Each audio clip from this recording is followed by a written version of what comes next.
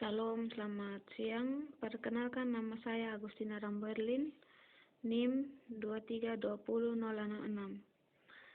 Prodi Pendidikan Biologi. Tujuan saya membuat video ini untuk memenuhi ujian anatomi hewan. Selanjutnya, saya akan membacakan struktur anatomi organ pencernaan, respirasi, ekresi, sirkulasi, dan sistem rangka dan otot pada kelas Pisces atau ikan. Struktur anatomi dan organ pencernaan pada ikan mempunyai habitat di air. Setelah dibedah, ternyata sistem pencernaan sudah lengkap meskipun ada beberapa organ yang belum ditemukan. Walaupun bentuk saluran pencernaan ikan dari depan sampai belakang hampir sama, dapat dibedakan masing-masing bagian sebagai berikut. 1. Rongga mulut atau vacuum oris. Pada rahangnya terdapat gigi kecil.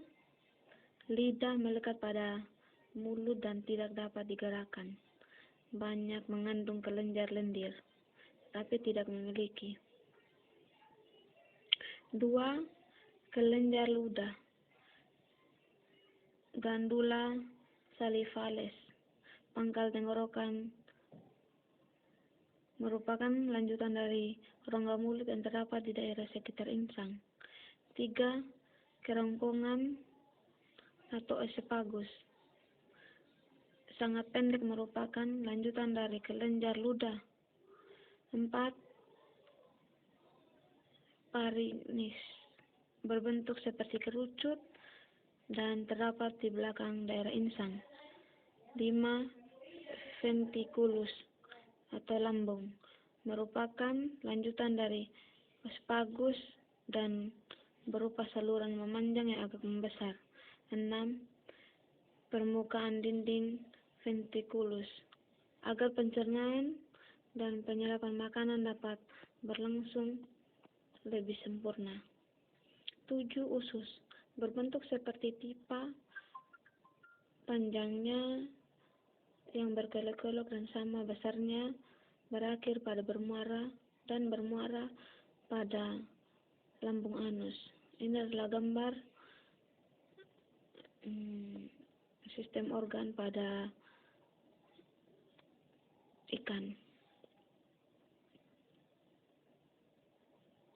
Kelenjar pencernaan sebagai berikut. Di sini kita bisa lihat ada hati, berbentuknya besar, berwarna kecoklat-coklatan, letaknya di bagian depan rongga badan dan meluas mengelilingi usus. Ada kantong empedu, bentuknya bulat bila berisi penuh, berwarna kehijau-hijauan, terletak pada bagian depan dari hati, mempunyai saluran yang berbentuk ductus atau cysticus yang bermuara pada usus.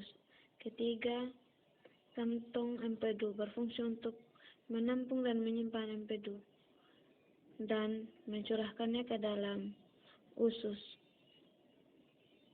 Bila diperlukan, empedu dapat berguna untuk mencernakan lemak. Untuk efektivitas sistem pencernaan, terdapat modifikasi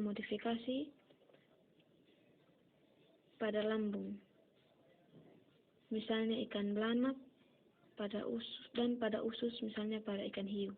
Perbedaan antara struktur alat pencernaan ikan herbivora dan karnivora adalah: 1. Untuk ikan karnivora memiliki gigi yang tumpul dan kadang-kadang halus, tidak memiliki lambung, tetapi usus bagian depan membesar membentuk lambung palsu. Ketiga, panjang usus beberapa kali panjang tubuh. Keempat, tapis insang panjang dan rapat. Kedua, untuk ikan karnivora, giginya runcing atau taring, lambung memanjang, panjang usus sama atau lebih pendek daripada panjang tubuhnya. Tapis insang pendek dan tidak rapat. Ini adalah gambar ikan karnivora. Selanjutnya kita akan masuk di respirasi atau pernapasan pada ikan. Sistem pernapasan pada ikan, sebagian besar ikan menggunakan alat pernapasan yang disebut insang.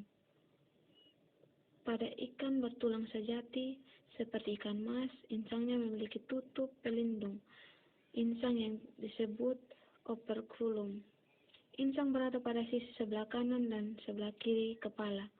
Tepatnya terletak di dalam rongga insang. Setiap sisinya terdapat lembar insang berjumlah 7-5 buah. Masing-masing insang ini dipisahkan oleh sebuah celah insang. Insang memiliki bagian-bagian penting seperti kelengkung insang yang berasal dari tulang rawan, rigi-rigi insang yang berguna sebagai penyaring air saat bernafas, dan filamen atau lembaran insang yang berwarna merah muda dalam bentuk seperti sisir. Warna merah muda menunjukkan bahwa lembaran insang terdapat pembuluh kapiler darah. Berikut adalah gambar respirasi pada ikan di bawah ini. Kita akan masuk ke ekresi pada Pisces. Mekanisme ekresi ikan yang di air tawar berada dengan ikan yang hidup di air laut. Berbeda dengan ikan yang hidup di air laut. Mengekresi amonia dan efektif penyerap ion organik melalui insang serta mengeluarkan urin dalam jumlah besar. Sebaliknya, pada ikan yang hidup di laut, mengekresikan sampah nitrogen berupa trimetilamin oksida atau TMO yang memberi bau khas ikan laut, menghasilkan ion-ion lewat insang serta mengeluarkan urin sedikit. Ginjal insang laut tidak memiliki glomerulus, akibatnya tidak terjadi ultrafiltrasi di ginjal dan pembentukan urin sepenuhnya oleh sekresi dan garam-garam dan TMO yang berkaitan dengan osmosis air. Perbedaan mekanisme ekresi ikan air tawar dan ikan air laut. Kita bisa lihat pada gambar di atas. Yang di atas ini adalah ekspresi pada ikan air tawar dan di bawah adalah ekresi pada ikan air laut. Selanjutnya kita akan masuk pada sirkulasi pada ikan. Ini adalah gambar sirkulasi pada ikan. Sistem sirkulasi atau peredaran darah. Sistem sirkulasi adalah sistem yang berfungsi untuk mengangkut dan mengedarkan O2 dari perairan ke sel-sel tubuh yang membutuhkan. Juga mengangkut enzim, zat-zat nutrisi, garam-garam, hormon, dan antibodi, serta mengangkut CO2 dari dalam usus, kelenjar-kelenjar insang, dan sebagiannya keluar dari tubuh.